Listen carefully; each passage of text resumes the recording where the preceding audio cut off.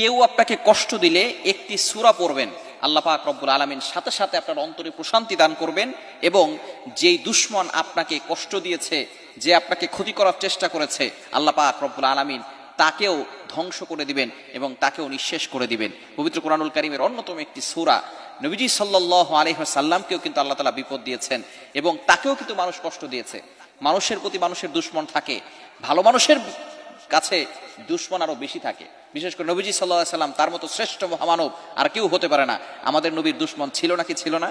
ইব্রাহিম আলাইহিস সালাম সবচেয়ে ভালো মানুষ, যার নাম উপাধি আল্লাহ তাআলা খলিলুল্লাহ দিয়েছেন, আল্লাহ তাআলার বন্ধু হিসেবে তিনি উপাধি দিয়েছেন। সেই ইব্রাহিম আলাইহিস সালামের দুশমন ছিল নাকি ছিল না?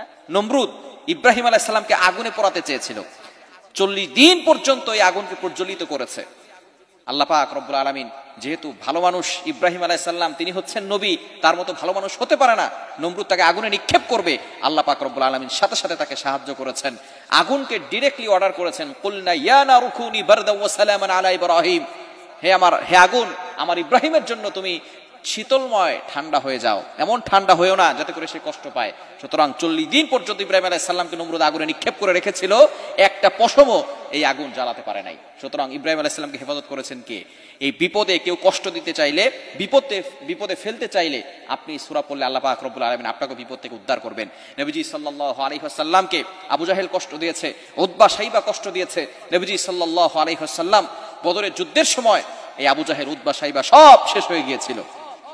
এই যে সূরাটি আপনি পড়বেন, সেই সূরার শানে নুজুল হচ্ছে, নবীজি সাল্লাল্লাহু আলাইহি ওয়াসাল্লাম একবার সকল মানুষকে ডাক দিলেন পাহাড়ের উপরে উঠে, বলেন ইয়া আইয়ুহান নাস, পতাকা উড়ালেন আর সকলে আসলো। আসার পরে বলতেছেন, ইয়া আইয়ুহান নাস, এই লোক সকল তোমরা ভালো করে শোনো, আমি এই 40 বছর পর্যন্ত তোমাদের কাছে একটাও মিথ্যা কথা বলি নাই।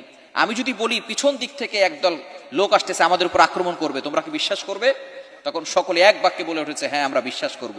শুধু একজন, সকলে বলেছে যে আমরা তোমার কথা বিশ্বাস করবো, তুমি এতদিন পর্যন্ত আমাদের সামনে মিথ্যা কথা বলো নাই। তখন নবীজি সাল্লাল্লাহু আলাইহি ওয়াসাল্লাম বললেন, আমাকে আল্লাহ তাআলা নবুয়ত দিয়েছেন, আমি নবী হয়েছি, সুতরাং তোমরা কালিমার পথে ফিরে আসো, বলো লা ইলাহা ইল্লাল্লাহ, আল্লাহ পাক রব্বুল আলামিন তোমাদেরকে সফলতা দান করবেন দুনিয়া এবং আখিরাত উভয় জগতে। তখন সর্বপ্রথম আবু লাহাব, সে যেই কাজটা করেছিল, ডান হাতে একটা পাথর নিয়ে নবীজি সাল্লাল্লাহু আলাইহি ওয়াসাল্লামের উপর আক্রমণ করেছে আর বলেছে, তাব্বাল্লাকা ইয়া মুহাম্মদ, মুহাম্মদ তুমি ধ্বংস হও, এই কথা বলার জন্য আমাদেরকে ডেকেছে রে। আল্লাহ পাক রব্বুল আলামিন তার সাথে সাথে সূরা নাজিল করে দিয়েছেন, আমার নবী ধ্বংস হবে না, তাব্বাত ইয়াদা আবি লাহাবি ওয়া তাব, আবু লাহাব ধ্বংস হয়ে যাবে, আবু লাহাবের সম্পদ কোনো কাজে আসবে না, তার স্ত্রী সন্তান কোনো কাজে আসবে না, আল্লাহ পাক রব্বুল আলামিন তাদেরকে ধ্বংস করে দিবেন। সুতরাং এই সূরার মাধ্যমে আল্লাহ পাক রব্বুল আলামিন আবু লাহাবকে ধ্বংস করে দিয়েছেন। পরবর্তী সময় এখনো এই সূরা এখনো আছে। সুতরাং আপনারা যারা কঠিন বিপদে পড়বেন, কেউ কষ্ট দিলে আপনি এই সূরা লাহাব পড়বেন, তাব্বাত ইয়াদা আবি লাহাবি ওয়া তাব, মা আগনা আনহু মালুহু ওয়া মা কাসাব, সায়াসলা নারান যাতা লাহাব ওয়া ইমরাআতুহু হাম্মালাতাল হাতাব ফি জিদিহা হাবলুম মিন মাসাদ। এটা পড়বেন এবং যে আপনাকে কষ্ট দিয়েছে তার কথা স্মরণ করবেন, দেখবেন আপনার অন্তরে প্রশান্তি আসবে এবং যেই দুশমন আছে সেই দুশমন এমন পরিস্থিতিতে পড়বে যে আপনার কাছে নত হতে বাধ্য হবে। সুতরাং এই আমল, সূরা লাহাবের আমল আমরা করতে পারবো তো ইনশাআল্লাহ।